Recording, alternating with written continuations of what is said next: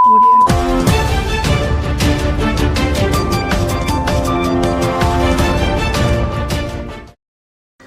నమస్కారము. ఈ సంస్థ ఈ వీడియో చేసిన కారణం ఏంటంటే 700 కార్మికులు ఒక కంపెనీలో ఎనర్జీ కంపెనీలో కష్టపడిన కార్మికుల సంస్థ 3000 కుటుంబాలు రోడ్డు మీద పడి వాళ్ళ బాధ మనం అర్థం చేసుకొని వీడియో ప్రతి ఒక్కరు చూసి సేరవలసిన కాడికే సేరేసి ఒకసారి చెప్పండి. మీరు 7 నెలల నుంచి శాలరీలు ఇవ్వట్లేదండి. 7 నెలల నుంచి ఏం తింటున్నామో వంటున్నామో మాకే తెలియదు.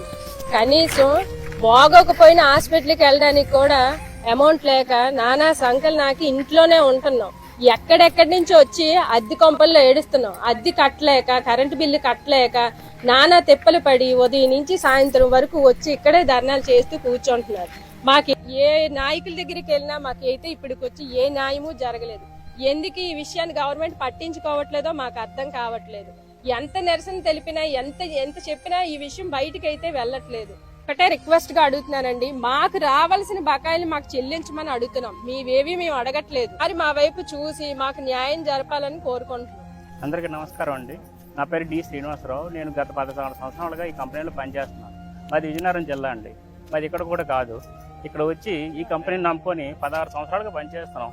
ఈ రోజు రెంట కట్టక రోజు కూడా మా ఇంటికి వచ్చి వారు చాలా ఇబ్బంది పెడతాం. ఈ బాధ తట్టుకోలేక మా ఆవిడని పిల్లల్ని వాళ్ళింటికి పంపించి నేను ఒక్కడనే ఉంటున్నానండి.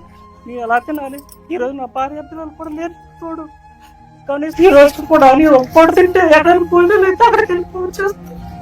నా భార్య పిల్లలకి ఏం చెప్పాలి? తీసుకురాలేక వాళ్ళు పంపిస్తాను. స్కూల్కి పంపిస్తే ఆ బాబుకి ఫీజు కట్టలేదని పంపించాను. వాడు వచ్చి డాడీ నేను స్కూల్కి వెళ్ళను, అందరి పిల్లలు హారం చేస్తారని చెప్పి వాడు ఏడుస్తున్నాడు. వాళ్ళు ఎలా తీసుకురావాలి?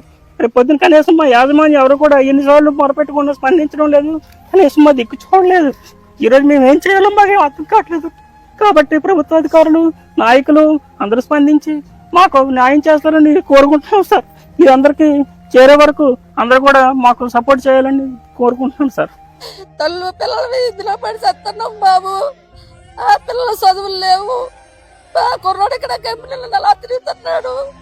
ఇలాగ మీకు మాకు ఆశ చూసి మా దయించి మా పిల్లలకి మాకు కొంచెం సాయం చేస్తారని మీరు కోరుకుంటున్నాం తండ్రి. మీకు అందరికీ నమస్కారం తండ్రి.